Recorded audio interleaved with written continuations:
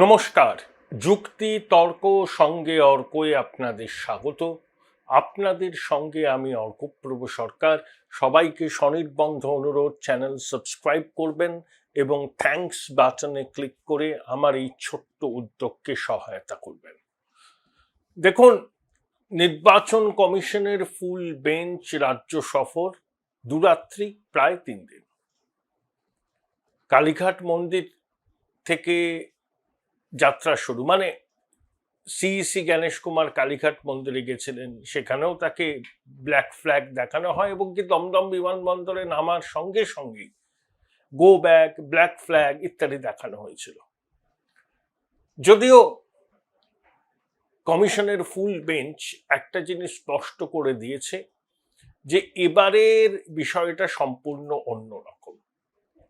কার্যত রাজ্য প্রশাসনের উপর কমিশনের যে ন্যূনতম আস্থা নেই, কমিশনের ফুল বেঞ্চ তা কিন্তু দ্বর্থহীনভাবে স্পষ্ট করে দিয়েছে।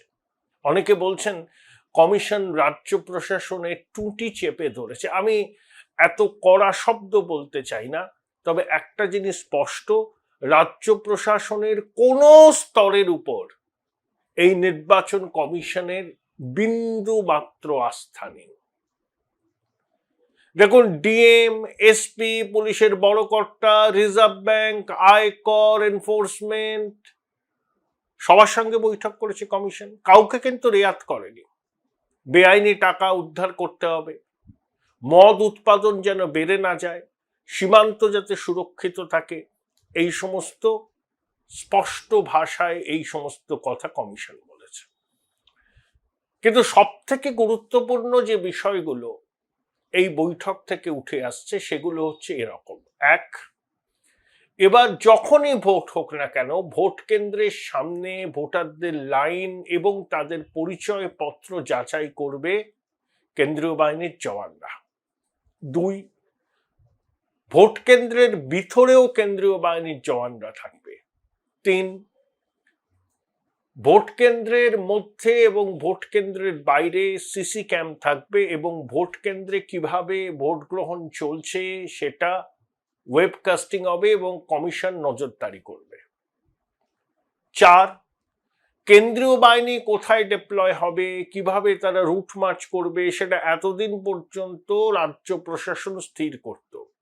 এবার কমিশন এবং রাজ্য প্রশাসন যৌথভাবে এটা নির্ধারণ করবে এবং কমিশনের স্পেশাল পুলিশ অবজারভারের কাছেই কিন্তু আসল ক্ষমতাটা থাকবে যে কোথায় কেন্দ্রীয় বাহিনীর মোতায়েন হবে, কোথায় তারা রুট মার্চ করবে। 5, ভোটের দিন যদি ভোট কেন্দ্রে কোনো রকম গন্ডগোল হয়, তৎক্ষণাৎ সেখানে ভোট বাতিল হবে, পরে আবার ভোট নেওয়া হবে। 6, 2021 আমরা শুনেছিলাম যে গণনা কেন্দ্রে বিরোধী দলের এজেন্টদের মেরে বার করে দিয়েছে শাসক দল। সেই ঘটনার পুনরাবৃত্তি রুখতে কমিশন এবার বদ্ধপরিকর। 7, কোনো ধরনের বাইক মিছিল করা যাবে না। 8, কমিশন কি বলেছে, 9 মার্চের রাতটাই রাজ্য প্রশাসনের কাছে স্বস্তির শেষ রাত হোক। তারা যদি নিয়ম মেনে, কমিশনের নির্দেশ মেনে কাজ করে, কোনো সমস্যা নেই। কিন্তু তারা যদি অনুপ্রাণিত এবং গৃহপালিত হয়ে কমিশনের নির্দেশকে বৃদ্ধাঙ্গুষ্ট দেখায়, তাহলে তাদের ফল ভুগতে হবে। 9, এসব সত্ত্বেও কোনো আধিকারিক যদি মনে করেন যে কমিশন ক্ষণিকের অতিথি, বঙ্গেশ্বরী শেষ কথা বলবেন, কমিশনের মেয়াদ মাত্র 1.5 মাসের, তারপর সেই পূর্বের অবস্থায় ফিরে যাওয়া হবে, কমিশন স্পষ্টভাবে বলে দিয়েছে এই মানসিক বিভ্রান্তি রাখবেন না। কমিশনের ক্ষমতা অপরিসীম। 10, রীতিমতো গণেশ কুমারের নেতৃত্বাধীন কমিশনের ফুল বেঞ্চ রাজ্যের আধিকারিকদের ক্লাস নিয়েছেন যে ফার্স্ট পোলিং অফিসারের ভূমিকাটা কি হয়। জনপ্রতিনিধিত্ব আইনের বিভিন্ন ধারার ব্যাখ্যা চেয়েছেন, তারা জানেন কিনা সেটা সম্পর্কে জানতে চেয়েছেন। অনেকেই জানেন, কেউ কেউ জানেন না, ভৎসনার মুখে পড়েছেন। 11, এই যে SIR এ নাম বাতিল হচ্ছে বলে, বৈধ ভোটারদের নাম বাতিল হচ্ছে বলে যে চিৎকার জুড়েছে শাসক, রাজ্যের আধিকারিকরা তথ্য যুক্তি দিয়ে এই ন্যারেটিভের বিরোধিতা কেন করেননি সেটাও কমিশন জানতে চেয়েছে। 12, মুখ্যমন্ত্রী বলেছেন না যে ভ্যানিশ কুমার তার চেয়ার মে মাসের পরে থাকবে কিনা সেটা তিনি দেখবেন। সিইসি স্পষ্ট বলে দিয়েছেন, ইঙ্গিতটা খুব অর্থবহ, যে এবার শুধু সতর্ক করে ছেড়ে দেওয়া হবে না, নির্বাচনের কাজে গাফিলতির জন্য অনেকের চাকরি দীর্ঘ সময় রয়েছে, বাকি আছে, তাদেরকে কিন্তু কনসিকুয়েন্স ফেস করতে হবে, মানে শাস্তির মুখে পড়তে হবে যদি কমিশনের নির্দেশ মেনে তারা ভোটের কাজ না করে। এইভাবে কমিশন রাজ্য প্রশাসনের সর্বস্তরে কঠোর বার্তা দেওয়ার পর দিদিমণিকে আর চুপ করে থাকতে পারেন? মুখ্য সচিবকে নির্দেশ দিয়েছিলেন যে সবাইকে তলব করো নবান্নে, এবং কমিশন কি কি বলেছেন তার আধিকারিকদের সেটা মুখ্য সচিব শুনেছেন এবং দিদিমণিকে রিপোর্ট করেছেন, এবং তাতেই দিদিমণি তেলে বেগুনে জ্বলে উঠেছেন। বলছেন চেয়ারটা থাকবে তো মে মাসের পর। দিদিমণি এইসব আস্ফালন করেন, এগুলোকে খুব একটা প্রাপ্যের অতিরিক্ত গুরুত্ব দেওয়ার দরকার নেই।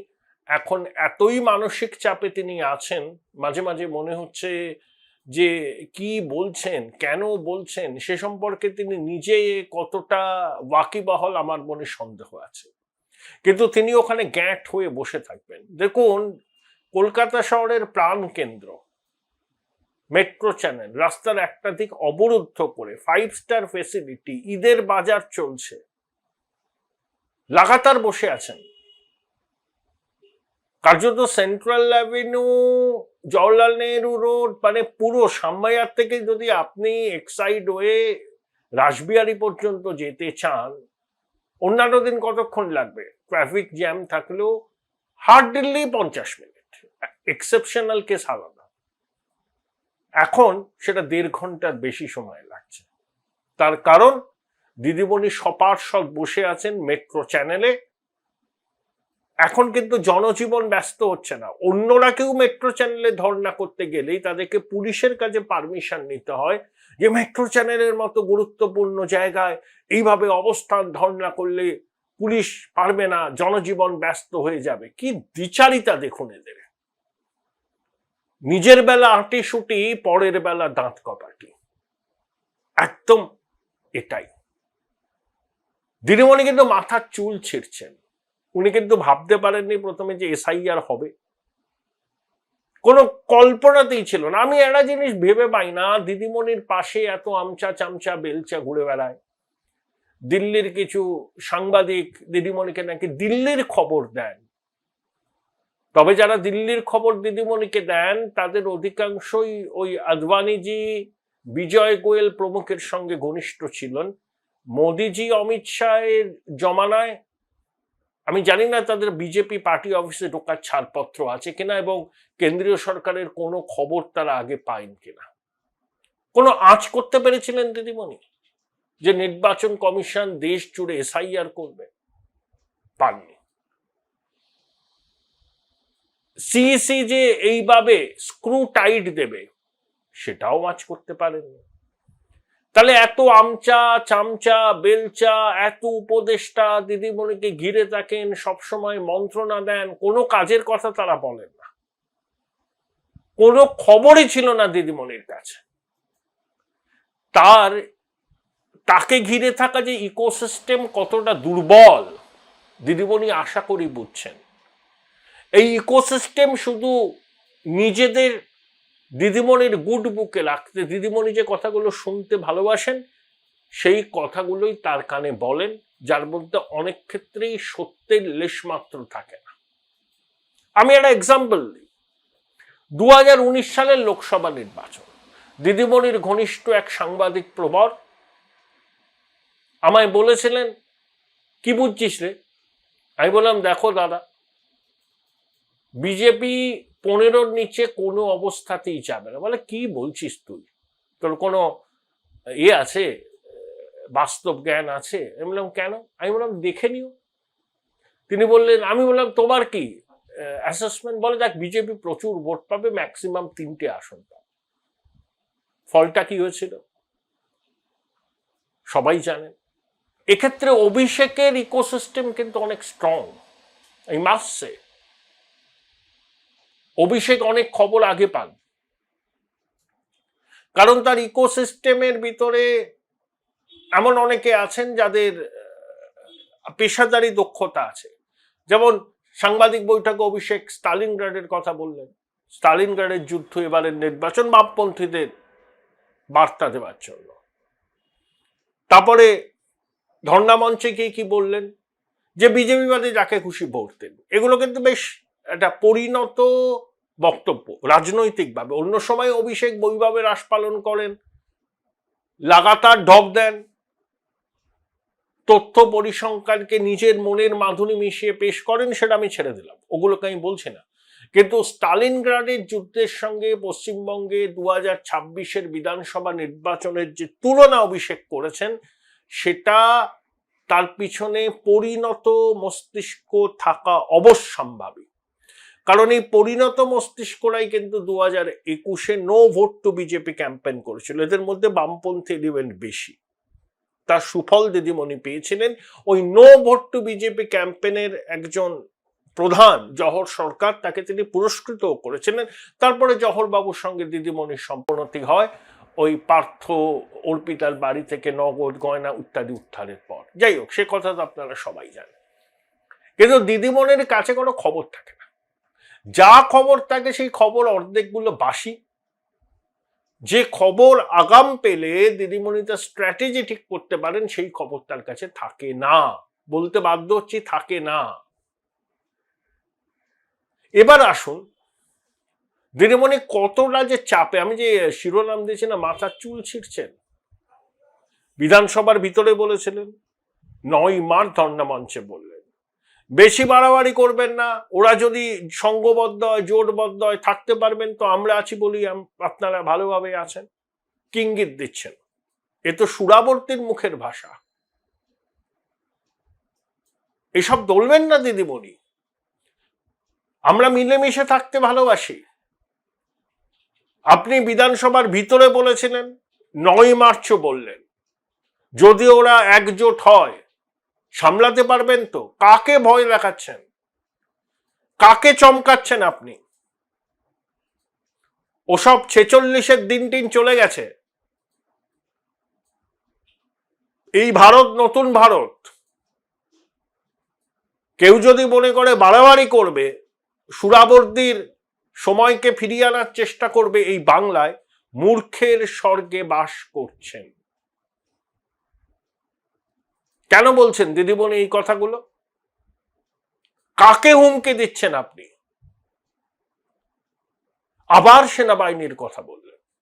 নবান্নে জাতীয় পতাকার মাঝখানে বসে ফোর্ট উইলিয়ামে এক সেনাকর্তা নাকি বিজেপির এসআইআর এর কাজ করছে বলেছিলেন। সেনাবাহিনী প্রতিবাদ জানিয়ে সিবি আনন্দ বোসের কাছে গেছিল।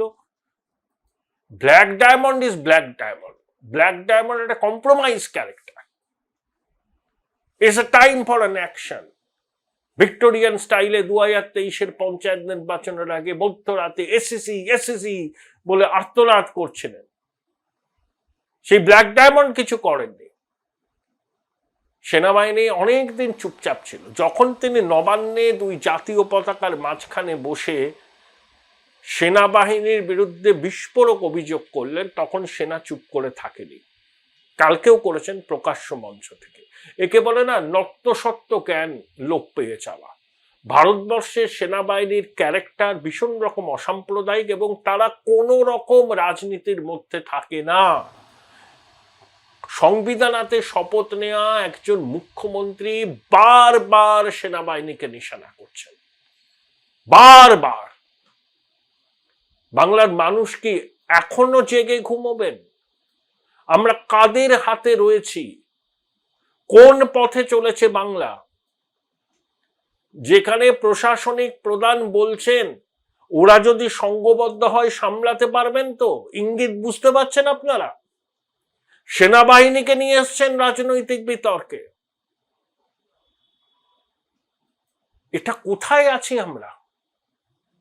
সংবিধান মানব না, আইন মানব না, রাষ্ট্রপতিকে অসম্মান করব, সেনাবাহিনীকে বিতর্কে টেনে আনবো, নির্বাচন কমিশনকে যা মুখে আসে তাই বলে গালমন্দ করব, ভুয়ো ভোটার, অবৈধ ভোটার, মৃত ভোটার, ডুপ্লিকেট ভোটারদের বাঁচাবার জন্য কলকাতাবাসীর স্বাভাবিক যে জীবনের ছন্দ সেটা ব্যাহত করে উনি বসে আছেন সম্রাজ্ঞীর মতো 5 স্টার অ্যারেঞ্জমেন্টে। এরপরেও বাঙালি ঘুমোবে? আসলে আমার তৃণমূল একজন নেতা বললেন, দিদিমণি সেশনের ছায়া দেখছেন জ্ঞানেশ কুমারের, ভয় তো পেয়েছেন, উনি প্রচন্ড ভীতু, যত আস্ফালন করেন না ভিতরে ভিতরে প্রচন্ড ভয় পান। আসলে উনি রাজীবা সিনহার মতো অনুপ্রাণিত গৃহপালিত আমলাদের চান এই ধরনের পদে, সেটা যখন হয় না তিনি তখন আর নিতে পারেন না। তিনি কমিটেড ব্যুরোক্রেসি চান, কমিটেড মিডিয়া চান, প্রয়োজনে কমিটেড ব্যুরোক্রেসি চান, এবং পশ্চিমবঙ্গের 11 কোটি মানুষ তাকে দেবী জ্ঞানে পুজো করুক, এটা তিনি চান। সেখানে কিছু ব্যতিক্রম হলেই দিদিমণি আর স্নায়ু ধরে রাখতে পারেন না। দিদিমণি একটা জিনিস বুঝে গেছেন, ভোট যেভাবেই হোক না কেন, নির্দিষ্ট সময় হোক বা রাষ্ট্রপতি শাসনে ভোট হোক, যেভাবেই হোক, এবারের নির্বাচন অন্য সব নির্বাচনের থেকে আলাদা হবে।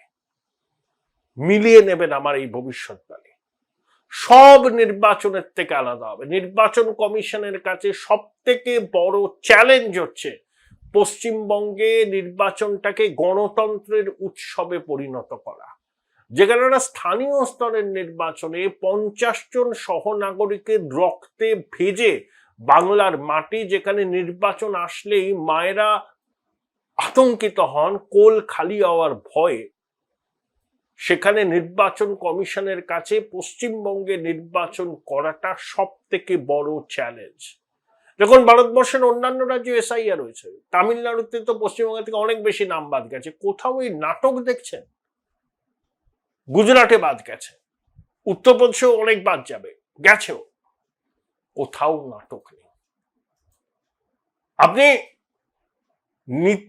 নীতির প্রশ্নে সুপ্রিম কোর্টে যেতেই পারেন, সেটা আপনার অধিকার, সাংবিধানিক অধিকার, গণতান্ত্রিক অধিকার, সওয়াল জবাব হবেই তো।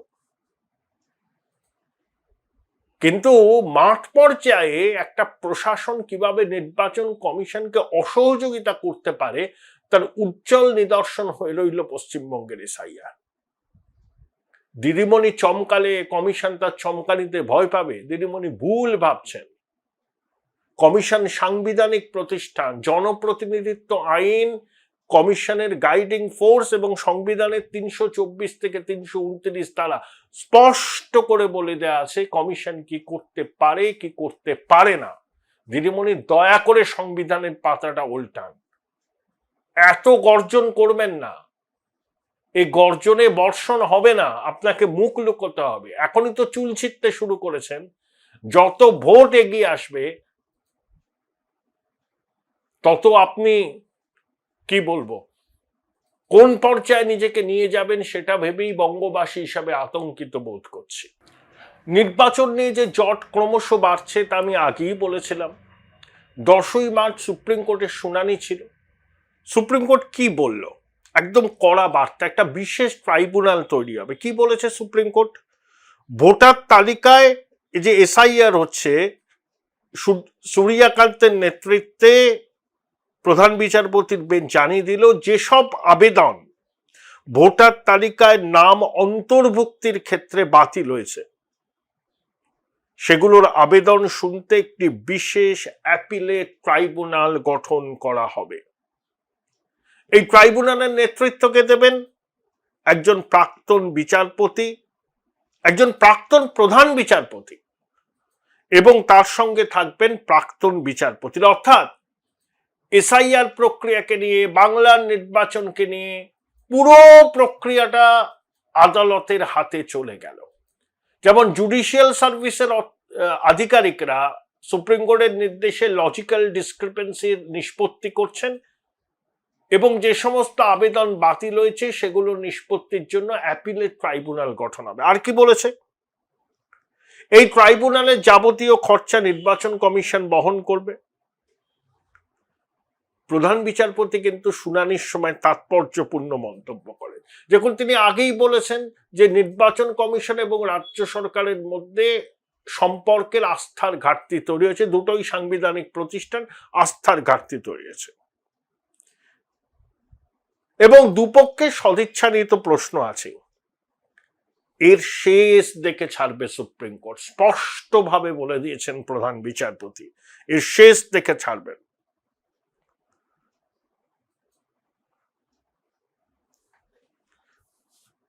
আইনজীবী গোপাল এস আদালতকে কি বলেছিলেন, যদি সব আপিল হাইকোর্টে যায় তাহলে আদালতের উপর বিশেষ চাপ পারবে, সুতরাং একটা বন্দোবস্ত করতে হবে। এই পরিস্থিতিতে সুপ্রিম কোর্ট একটি নতুন ব্যবস্থার প্রস্তাব করে যে একজন প্রাক্তন প্রধান বিচারপতির নেতৃত্বে একটি অ্যাপিলেট ট্রাইব্যুনাল গঠন করতে হবে, তার সঙ্গে একাধিক প্রাক্তন বিচারপতি থাকবেন, পুরো খরচ বহন করবে নির্বাচন কমিশন। হাইকোর্টের প্রধান বিচারপতিকে এই দায়িত্ব নিতে আগ্রহী প্রাক্তন বিচারপতিদের নাম সুপারিশ করতে বলা হয়েছে। অর্থাৎ কি দাঁড়ালো, কোনো অবস্থাতেই আমার ক্ষুদ্র বুদ্ধিতে মনে হয় নির্ধারিত সময়ে পশ্চিমবঙ্গের বিধানসভা নির্বাচন হচ্ছে না। এই যে অ্যাপিলেট ট্রাইব্যুনাল গঠন হবে, তারা নিষ্পত্তি করতে হবে, যারা আবেদন করেছেন তাদের আবেদনের নিষ্পত্তি না হলে তারা তো জানতেই পারবেন না তারা ভোটার না ভোটার নয়। লজিক্যাল ডিসক্রিপেন্সির কেসটার নিষ্পত্তি না হলে এত মানুষ কি করে জানবেন যে তিনি ভোটার থাকছেন না ভোটার থাকছেন না?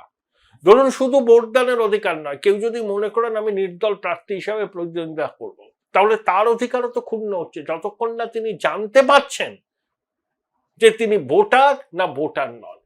জুডিশিয়াল সার্ভিসের অফিসাররা একজনের আবেদন খারিজ করে দিলেন, তিনি কি পরে আবেদন করতে পারবেন ফর্ম 6 দাখিল করে? ইআরওরা নিষ্পত্তি করলে দাখিল করতে পারেন, কিন্তু জুডিশিয়াল সার্ভিসের অফিসাররা আবেদনের নিষ্পত্তি করলে যার আবেদন বাতিল হলো তিনি কি করবেন? অনেক প্রশ্ন, অনেক বিভ্রান্তি, জল আরো খোলা হবে। দেশের সর্বোচ্চ আদালত বলেছে শেষ দেখে ছাড়বো। আমরাও একটাই জিনিস চাই, গণতন্ত্রের উৎসব উৎসবের মেজাজে পালন হোক। নির্বাচন যদি 6 মাস পিছিয়ে যায় মহাভারত অশুদ্ধ হবে না। নির্ভয়ে রক্তপাতহীন ভোট হোক বাংলায়। সারা ভারতবর্ষ যেখানে নজির তৈরি করেছে, আমরা কেন করতে পারছি না? এই প্রশ্নের উত্তর খুঁজতে হবে। সুপ্রিম কোর্ট যখন বলে শেষ দেখে ছাড়বো, সত্যি আশা জাগে। সর্বোচ্চ আদালতের উপর বিশ্বাস আমার রয়েছে, আপনাদেরও রয়েছে। এসআইআর হোক, সম্পূর্ণ এসআইআর হোক, নির্ভুল ভোটার তালিকা প্রকাশ হোক, তারপর নির্বাচন হোক। একজন বঙ্গবাসী হিসাবে, আপনাদের সহনাগরিক হিসাবে এটাই আমার একমাত্র দাবি। Join Indian Institute of Hotel Management now. Right choice, right decision.